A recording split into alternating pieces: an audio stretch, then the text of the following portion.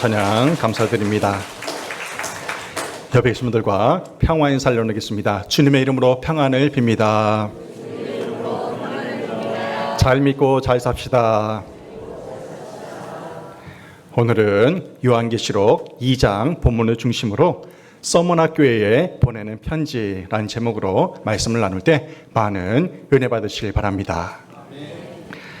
세상에서 칭찬을 싫어하는 사람은 아무도 없을 것입니다. 사람은 누구나 책망보다는 칭찬받기를 원합니다. 하나님께서 여러분을 보실 때 어떠한 칭찬을 하실까요? 예배를 잘 드리고 봉사도 잘하고 찬양도 잘 부르고 전도도 잘하고 기도도 잘하고 섬김과 헌신을 잘할 수도 있습니다. 그런데 사람은 누구나 완벽하지 않기 때문에 한두 가지씩 책망받을 일들이 반드시 있게 마련입니다. 지난 시간에 나눈 소아시아 7교회 가운데 장자교회였던 에베소 교회는 선한 일을 많이 하고 수고와 인내를 아끼지 않고 거짓 교사를 분별했기 때문에 하나님께 큰 칭찬을 받은 교회였습니다. 하지만 책망받을 일이 한 가지 있었는데요. 처음 사랑을 잃어버린 채 맹목적으로 신앙생활하는 에베소 교회 성도들을 주님이 책망하셨습니다. 그런데 오늘 본문에 나오는 서머나 교회는 빌라델피아 교회와 함께 유일하게 칭찬만 받은 교회입니다. 오늘 함께 나눌 서머나 교회는 칭찬만 있는 교회예요. 예수님은 왜 이 서머나 교회를 칭찬하셨을까요? 우리는 책망은 하나도 없고 오직 칭찬만 있는 이 서머나 교회를 배워야 됩니다. 예수님이 어떤 교회를 칭찬하시는지 배워야 하고요. 또 주님이 어떤 교회를 응원하시는지를 우리는 배워야 됩니다. 오늘 예배드리는 여러분은 하나님께 어떠한 칭찬과 어떠한 책망을 받을지 생각해 보시기 바랍니다. 소아시아 7교회를 향한 하나님의 칭찬과 책망의 말씀을 통해 덕성교회의 영적 상태를 진단하면서 앞으로 우리 교회가 나아가야 할 영적인 비전을 발견하는 시간이 되기를 주님의 이름으로 축원합니다. 아멘. 얼마 전부터 우리 시무장로님 두 분과 함께 우리 교회처럼 수용된 교회들을 탐방하면서 배움의 시간을 갖고 있습니다.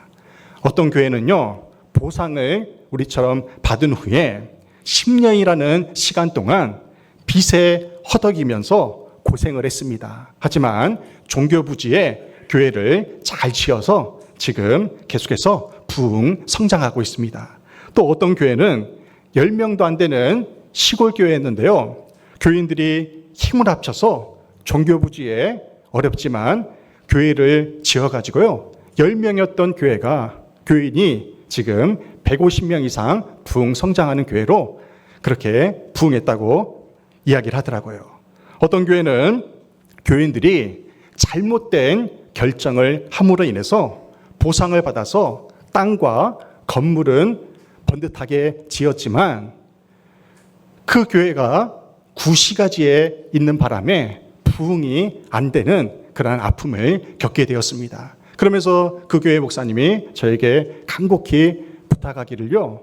덕성교회는 좋은 선택을 해서 교회가 부흥 성장하는 그 길을 선택하라고 그렇게 요청을 했습니다.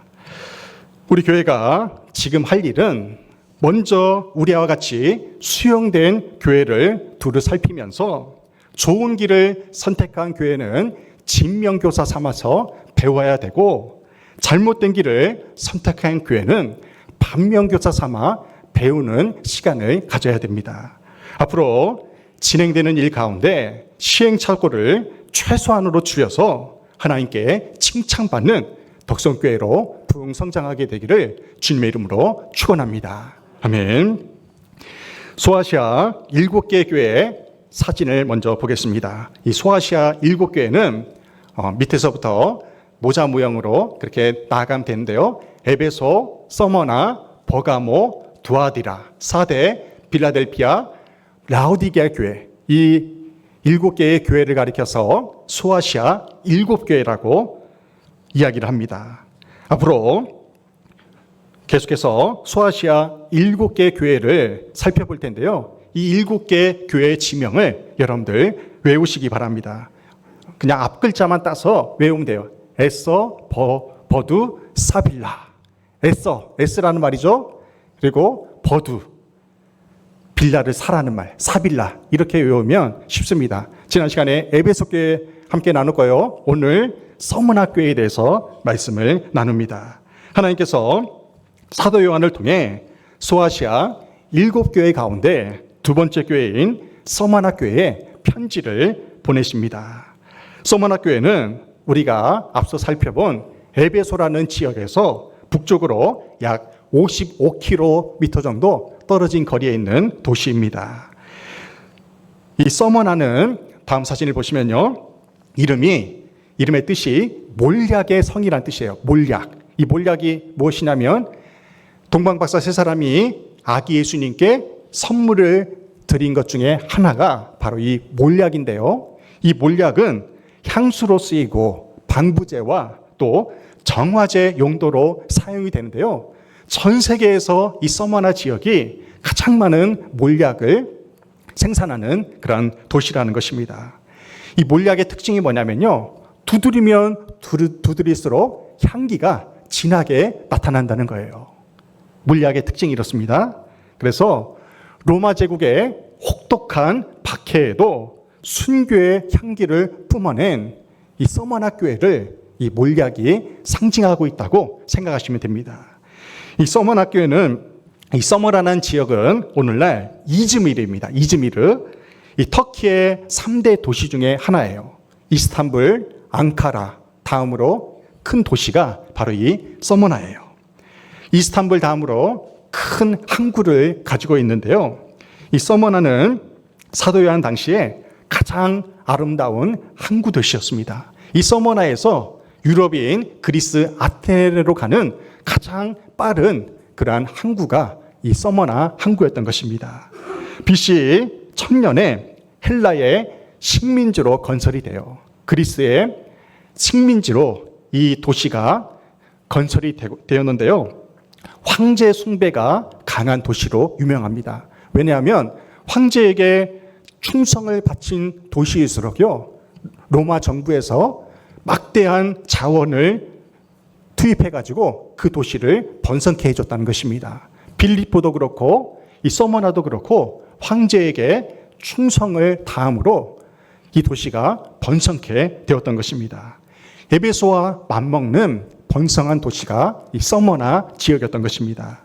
이 서머나는 외세의 침입과 지진과 화재로 인해 여러 번 파괴되었지만 알렉산더 대왕이 점령한 후에 완전히 새로운 도시로 탈바꿈하게 되었습니다.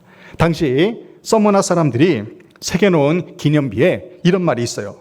우리는 한때 죽은 도시였다. 그러나 이제 우리는 살아났다. 왜 살아났냐면요, 황제를 숭배함으로, 로마의 황제를 지극정성으로 숭배함으로 그 황제가 그 도시를 재건해 주었기 때문에 살아났다고 기념비를 이렇게 적어놓은 것입니다. 서머나 교회를 향한 주님의 칭찬과 책망과 당부의 약속을 살펴보면 이렇습니다. 칭찬의 말씀은요, 환난과 궁핍에도 영적으로 부유한 교회라 칭찬을 받았습니다. 그들은 고난을 당하고 환난을 당했어요. 그리고 궁핍했습니다. 하지만 주님이 그 교회를 너희는 부유하다, 그렇게 칭찬하신 것입니다. 특징은 뭐냐면 책망이 없어요. 책망받을 일이 하나도 없는 교회, 정말 아름다운 교회가 서머나 교회였던 것입니다. 당부와 약속의 말씀은 다가올 큰 시험을 두려워하지 말라는 것이고요, 죽도록 충성하라고 당부하십니다. 그리고 약속의 말씀은 생명의 면류관을 받으리라 약속하시고, 그리고 둘째 사망에서 구원받게 해주겠다고 약속합니다. 둘째 사망은요, 지옥에 떨어지지 않는 거예요. 서머나 교회의 특징은 궁핍하지만 부유한 교회라는 것입니다. 이 서머나 교회에 대한 칭찬은 크게 한 가지예요. 찬송가로 표현하자면 앞서 부른 찬송가 336장 환난과 핍박 중에도 1절의 모습이요, 바로 이 서머나 교회의 모습이라는 것입니다. 함께 찬송 부를까요? 환난과 핍박 중에도 성도는 신앙 지켰네. 이 신앙 생각할 때에 기쁨이 충만하도다. 성도의 신앙 따라서 죽도록 충성하겠네. 할렐루야. 서머나 교회가요, 이 환난과 핍박 중에도 믿음을 잃지 않았어요. 끝까지 순교하면서까지 교회를 지킨 믿음의 선진들이 있는 곳, 그것이 바로 서머나 교회였던 것입니다. 이 교회를 주님은 아낌없이 칭찬하신 거예요. 서머나 교회에 소개된 주님의 모습은 이렇습니다. 요한계시록 2장 8절에서 이렇게 말씀합니다. 서머나 교회의 사자에게 편지하라. 처음이며 마지막이요 죽었다가 살아나신 이가 이르시되. 아멘. 주님은 처음이며 마지막이요 죽었다가 살아나신 분으로 소개를 합니다. 서머나 지역은 알렉산더 대왕의 선대로 인해서 부유한 도시가 되었다고 했습니다. 하지만 서머나 교회 성도들은요, 환난과 핍박을 당하고 있었다는 것입니다. 주님은 박해를 받는 성도들에게 오직 주만이 진정한 역사의 주인이시며 참된 부활의 증인이심을 드러내셨습니다. 주님은 에베소 교회와 마찬가지로 서머나 교회의 상황을 자세히 알고 계십니다. 요한계시록 2장 9절에서 이렇게 말씀해요. 내가 내 환난과 궁핍을 알거니와 실상은 내가 부유한 자니라. 차칭 유대인이라 하는 자들의 비방도 알거니와 실상은 유대인이 아니요 사탄의 회당이라. 아멘. 내가 내 환난과 궁핍을 알고 있단다. 이렇게 주님이 말씀하십니다. 여기서 말하는 환난은요, 당시 죄수에게 행했던 고문을 의미합니다. 환난을 당한다는 것은 고문을 당한다는 의미였어요. 당시 행해졌던 고문 가운데 하나가 뭐냐면요, 사람을, 죄수를 눕혀놓고 그 위에 무거운 돌을 하나씩 올립니다. 가슴에 돌을 올린다고 생각해 보세요.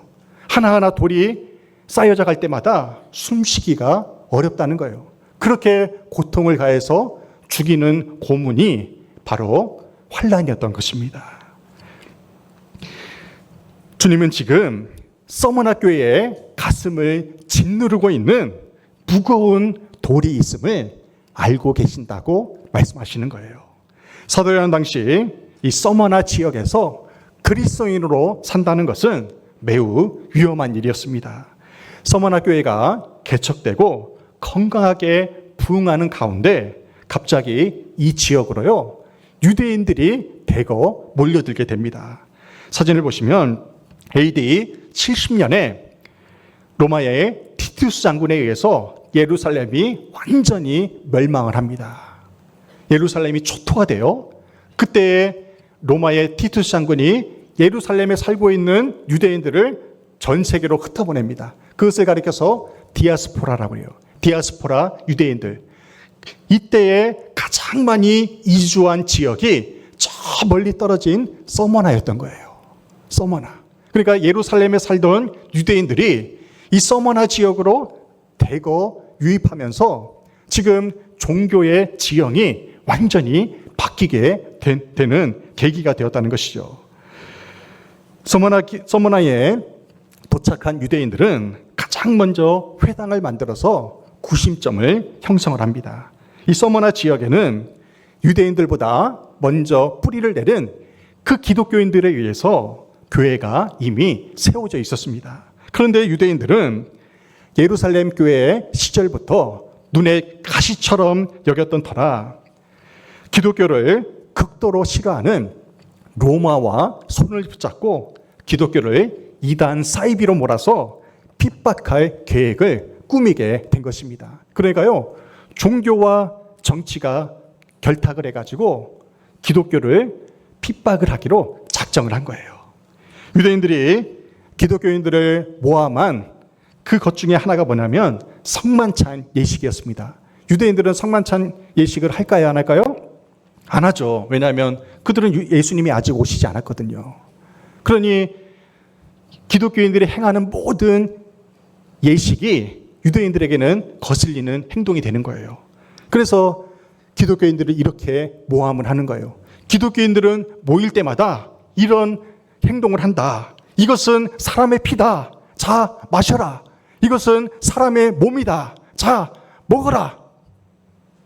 문자적으로만 받아들이는 거죠. 그러면 어떻게 되겠어요? 기독교인들이 식인종이 되는 거예요. 인육을 먹고 사람의 피를 마시는 식인종으로 기독교인들을 몰아간 것입니다. 그래서 사람들에게 혐오감을 줘서 기독교인들을 핍박하기로 작정을 한 것이죠. 이 서머나 교회를 향한 박해는 투옥과 죽음으로까지 이어지게 됩니다. 계시록 2장 10절에서 이렇게 말씀해요. 너는 장차 받을 고난을 두려워하지 말라. 볼지어다 마귀가 장차 너희 가운데서 몇 사람을 옥에 던져 시험을 받게 하리니 너희가 10일 동안 환난을 받으리라. 아멘. 당시 예수 믿다가 감옥에 갇힌다는 것은요, 어둡고 음식도 제대로 공급하지 못하는 지하 굴에 갇히는 것을 의미했어요. 감옥에 갇힌 자들의 최후는 불에 타 죽거나 사자밥이 되거나 십자가 처형을 당하는 것이었습니다. 서머나 교회를 힘들게 했던 또 다른 환난은 뭐였냐면요, 궁핍이었어요. 유대인들의 박해도 힘든데 서머나 교회 성도들은 궁핍해졌다는 거예요. 경제적인 어려움을 겪게 됩니다. 그 당시 무역이 번창하고 부유한 서머나 지역에 가난한 시민들이 있었다는 것은 놀라운 일입니다. 그렇다면 부유한 서머나 지역에서 유독 그리스도인들만 궁핍하게 된 그 이유가 무엇일까요? 그 이유는요, 세상과 정반대로 살아야 했기 때문에 그래요. 그리스도인들은 절대로 우상에게 절하지 않습니다. 우상에게 절하지 않잖아요. 우리 영재 할머니가 얼마 전에, 며칠 전에 소천 받으셔가지고 중학생 아이들이 조문을 갔어요. 그랬더니 그 돌아가신 할머니 앞에서는 아이들이 절을 하지 않았는데 그 상주하고는 맞절을 했다고 하더라고요. 아이들이 모르긴 모르는데 우상에게 절을 하지 않는 그러한 모습은 참 좋은데 상주와 맞절한 것은 애로사항이에요. 애러예요, 애러. 아무튼 우리 그리스도인들은 망자에게 절하지 않아요. 우상으로 여기기 때문에 그렇습니다. 다른 신들에게도 절하지 말라는 것이 십계명의 제일 계명인 거예요. 하나님이 가장 싫어하는 것이 우상 숭배입니다. 그러니 어떻게 하나님을 믿는 서머나 교회 성도들이 우상에게 절을 할 수가 있겠어요? 그 당시 서머나 지역의 가장 큰 우상이 바로 황제였던 것입니다. 로마 황제. 서머나 사람들이 왜 서머나 지역이 부유해졌다고요? 로마에게, 황제에게 신처럼 떠받들고 황제를 숭상했기 때문에 그 서머나 지역이 부유해질 수 있었어요. 그런데 기독교인들은 황제에게 절을 하지 않아요. 그러니 서머나 지역 사람들이 어떻게 했겠어요? 눈에 가시처럼 여겼다는 것입니다. 그렇다면 유대인들도 율법을 철저히 지키는 사람들이었잖아요. 유대인들은 황제에게 절을 했을까요? 안 했을까요? 안 했어요. 그들은 율법에 죽고 율법에 사는 사람들이기 때문에 절을 안 했어요. 어떻게 안 할 수 있을까요? 종교와 정치가 결탁을 했다고 했잖아요. 유대인들은 그곳에 살면서도 막대한 자금력을 가지고 그 서머나 지역의 관리들을 조종을 해가지고요, 그들은 절하지 않으면서 기독교인들이 황제에게 숭배하지 않는다는 이유로 핍박을 가하기 시작한 겁니다. 그 핍박 중에 하나가 뭐냐면 직업을 잃게 만드는 거예요. 사람 고용을 하지 않은 거예요. 그리스도인들을 고용을 하지 않아요. 그리고 그리스도인이라는 이유로 조합에서 쫓겨납니다. 그리고 지역 주민들은 그리스도인들과 금전 거래를 아예 차단을 해버린 거예요. 이러니 어떻게 그리스도인들이 살 수가 있겠습니까? 오늘날로 말하자면 그리스도인들이 세상 사람들에게 왕따를 당한 것입니다. 그래서 경제 생활을 할 수 없기 때문에 가난해질 수밖에 없었던 것이죠. 하지만 주님은 서머나교회 성도들을 가난하게 여기지 않으시고 오히려 부유하다고 칭찬을 하신 것입니다. 주님이 부유하다고 말씀하시는 것은요, 재물이 많다거나 은행 잔고에 돈이 많다는 것을 의미하지 않아요. 서머나교회 성도들이 어떠한 환난과 핍박 속에서도 예수 그리스도를 소유하고 있었기 때문에 부유한 자라 칭찬하신 것입니다.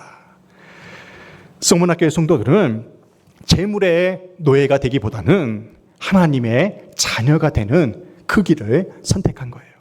우리는 서머나교회가 당한 환난과 박해와 궁핍을 보면서 신앙의 무게감이 얼마나 컸을지를 짐작할 수가 있습니다. 역사적으로 주님의 교회는 고난 속에서 성숙해졌어요. 성도의 믿음은요, 고난 중에 더욱더 견고해집니다. 세상은 교회와 성도들에게 절대로 우호적이지 않습니다. 세상 사람들은 진리에 관심이 전혀 없어요. 오직 자신에게 유익이 있느냐, 유익이 안 되느냐에 그들은 그것을 가지고 가치를 판단하는 것이죠. 최근에 공공택지지구 환경영향평가하는 자리에 가서 LH 담당자에게 이 덕성리 마을의 종교 부지를 가장 좋은 곳에 그려달라고 요청을 했어요. 강력하게 요청을 했어요. 그랬더니 그 LH 최고 담당자가 뭐라고 한지 아세요? 교회는 사람들이 혐오시설로 여기기 때문에 좋은 자리에 줄 수가 없습니다. 그렇게 얘기를 하는 거예요. 세상 사람들이 바라본 교회는요, 혐오시설이에요. 가까이 있으면 집값이 떨어진다고 생각해서 좋은 자리에 그려줄 수가 없다는 거예요. 어떻게 교회가 이 모양이 됐습니까? 또 교회를요, 어떻게 평가하냐면 사양 산업으로 평가를 해요. 사양 산업. 쇠퇴하고 하락해가는 그 도태한 산업으로 교회를 평가한다는 것입니다. 세상 사람들이 교회를 혐오시설로 여기고 사양 산업으로 치부한다 할지라도 우리는 끝까지 예수 그리스도를 따르는 자녀가 되어야 됩니다. 주님은 계속해서 환난과 궁핍과 시련 속에 살아가는 서머나 교회에 권고의 말씀을 주십니다. 계시록 2장 10절 하반절입니다. 함께 봉독합니다. 내가 죽도록 충성하라. 그리하면 내가 생명의 관을 내게 주리라. 아멘. 내가 죽도록 충성하라. 이 말은요, 하나님을 위해 죽을 각오를 하라고 그렇게 말씀하시는 거예요. 참으로 무서운 명령입니다. 그 당시 서머나 교회뿐만 아니라 주변에 있는 모든 교회들은 순교하는 것을 당연하게 여기는 시대였습니다. 그런데도 주님은 그들에게 고난을 없어주시겠다고 말씀하지 않으시고 오히려 죽도록 충성하라고 말씀하십니다. 기독교 역사상 가장 대표적인 순교자로 알려진 사람이 누구냐면요, 바로 서머나 교회의 지도자였던, 감독이었던 폴리캅이라는 사람이 있어요. 폴리캅. 한 번쯤은 들어보셨을까요? 이 서머나 지역에 가보면 폴리캅 기념교회가 세워졌는데요. 이 폴리캅이라는 사람이 AD 69년에 태어나서 156년에 순교를 당해서 죽게 됩니다. 86세의 일기로 순교를 당해요. 1520년도에 폴리캅의 순교를 기념해서 세운 교회가 바로 저 교회의 모습입니다. 지금은 카톨릭 교회로서 미사를 저곳에서 드리고 있어요. 사도 요한의 직속 제자였던 폴리캅이 사도 요한의 계시록을 읽으면서 죽도록 충성하라는 이 말씀을 가슴에 품고 순교하면서까지 끝까지 믿음을 지켰던 것입니다. 폴리캅은 박해 시대에 교인들의 간곡한 부탁으로 서머나 지역 외곽에 있는 한 성도의 집에 머물면서 기도에 힘쓰고 있었어요. 그러다 어느 날 폴리캅이 꿈에 환상을 보게 되는데요.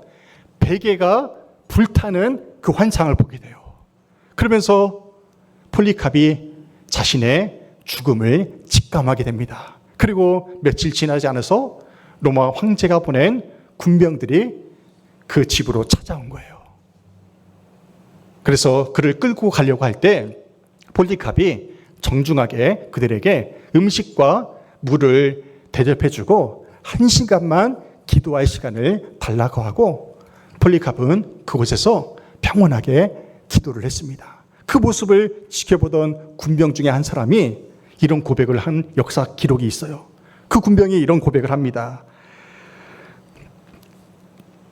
그들은 나이가 많은 것에, 폴리캅의 나이가 많은 것에 놀라게 되었고요. 그리고 폴리캅이 기도하는 모습을 보면서 이런 사람을 체포해야 하는가 하는 그러한 고백을 군병 중에 한 사람이 했다고 전해지고 있어요. 결국 폴리캅은 당시 사형 장소였던 원형 경기장으로 끌려가게 되었고 총독이 그에게 이렇게 마지막 기회를 줍니다. 이렇게 말합니다. 총독이 목숨이 아깝지 않느냐? 시저의 이름, 카이사르의 이름으로 맹세하면 내가 그대를 풀어주겠다. 그리스도를 욕하라. 이렇게 마지막 기회를 줘요. 그런데 폴리캅이 이에 대해 이렇게 대답을 합니다. 지난 86년 동안 그분을 섬겼고 그분은 내게 잘못하신 일이 하나도 없어. 그런데 내가 어찌 나를 구원하신 나의 왕을 모독할 수 있단 말이오. 할렐루야. 폴리캅은요, 그 자리에서 순교하는 길을 선택을 해요. 이 말을 들은 성난 유대인들과 이방인들은 장작더미를 쌓아서 화형을 준비하게 됩니다. 그리고 장작더미에 불이 붙여졌는데요. 저기 보이시죠? 나무에 달린 폴리캅이 장작더미에 불이 붙여져요. 그럼 어떻게 해요? 불에 다 죽어야 되잖아요. 그런데 이 순간에 갑자기 돌풍이 붑니다. 돌풍이 불어와서 그 바로 밑에 있던 불이 폴리캅의 몸에 그 어떤 해도 끼치지 못하게 된 거예요. 할렐루야. 정말 놀라운 일이잖아요. 그래서 그 옆에 있던 군병 중에 한 사람이 칼을 들고 폴리캅을 칼로 찔러서 그렇게 죽이게 되었다는 것입니다. 폴리캅의 죽음 이후에 박해가 더욱더 심해진 초대교회는요, 나도 그리스도를 배반하느니 폴리캅처럼 순교를 택하겠노라. 이렇게 고백하는 성도들이 많아졌다고 합니다. 사단마귀의 역할 중에 하나가 뭐냐면요, 분리의 영이에요. 분열시키는 영입니다. 여러분들 가정에 불화가 생기는 것도 마귀의 역할 중에 하나예요. 교회가 분란이 일어나고 분열이 되는 이유 중에 하나도요, 마귀가 조장을 하는 거예요. 마귀는요, 하나님과 성도 사이를 이간질시켜서 분리시켜요. 오늘 교회에 나오지 않은 성도들 중에 많은 분들도 사단마귀의 유혹에 넘어가서 교회에 나오지 않는 거예요. 마귀는 목사와 성도 사이를 이간질을 시켜요. 원망과 불평을 하게 만듭니다. 성도와 성도 사이를 원망하고 불평하게 해서 분리시키는 그 일을 마귀가 하는 거예요. 사단마귀는 초대교회 성도들이 핍박을 당하면, 박해를 당하면 하나님에게서 멀어질 거라 생각을 했어요. 그런데요, 그것은 사단마귀의 큰 오판이었던 것입니다. 초대교회 성도들은 고난과 핍박이 다가올수록 주님을 더욱더 의지하게 되었다는 사실입니다. 기독교 최고의 변진가인 C.S. 루이스 교수가 쓴 스크루테이프의 편지라는 책이 있어요. 스크루테이프의 편지. 여러분들 이 책이 어떤 내용이냐면요, 마귀가 인간을 어떻게 유혹하는지 그 마귀의 유혹을 31가지 주제로 삼아서 기록한 책이 이 스크루테이프의 편지예요. 마귀의 유혹이 궁금하신 분들 이 책을 꼭 읽어보시면 이해가 되실 것입니다. 어느 날 마귀 삼촌인 이 스크루테이프가 조카인 워무드에게 교인들의 믿음을 빼앗는 31가지 방법을 가르쳐 줍니다. 마귀 조카를 앉혀놓고 교인들을 유혹하는 방법을 31가지를 가르쳐 줘요. 마귀 삼촌이 조카에게 가장 강력하게 당부하는 메시지가 뭐냐면요. 교인들을 무너뜨리기 위해서 절대로 고난을 사용하지 말라고 가르쳐요. 왜요? 욥을 통해서 이미 검증이 되었잖아요. 그죠? 교인들은 고난이 당하면 당할수록 더욱더 하나님을 의지하게 된다는 거예요. 고난이 아니라 오히려 형통의 방법을 사용하라고 조카에게 마귀가 가르쳐 주는 거예요. 형통의 방법에 넘어가지 않은 사람을 본 적이 없다고 사단 마귀가 가르쳐 주는 것입니다. 마귀는 지금 절대로 사용하지 말아야 할 방법을 서머나 교회에 사용했던 거예요. 서머나 교회 성도들은 고난과 환난을 경험할수록 더욱 믿음이 좋아져서 주님께 더욱더 가까이 나아가게 되었다는 사실입니다. 요즘 북중미 월드컵이 진행되고 있어요. 축제가 되어야 될 월드컵이 우리나라 사람들에게는요, 지금 한숨과 실망으로 남아있어요. 우리나라가 최소한 16강에 올라갈 거라 자부심을 가졌는데 안타깝게도 예선에서 탈락하고 말았어요. 이번 월드컵에서 세계적인 축구 선수인 아르헨티나의 리오넬 메시를 다시 보게 되었어요. 메시 아시죠? 시간 메시 말고 축구 선수 유명한 메시 아시죠? 그 리오넬 메시가 우리나라 나이로요 40세예요. 40세. 40살인데도 지금 펄펄 날고 있어요.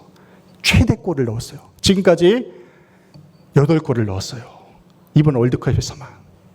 그런데 신기하게도요, 이 메시가 축구하는 모습을 보면 전후반 90분 동안 어슬렁어슬렁 걸어다니면서 산책 축구를 한다는 거예요. 그런데도 기가 막히게 골을 넣어요.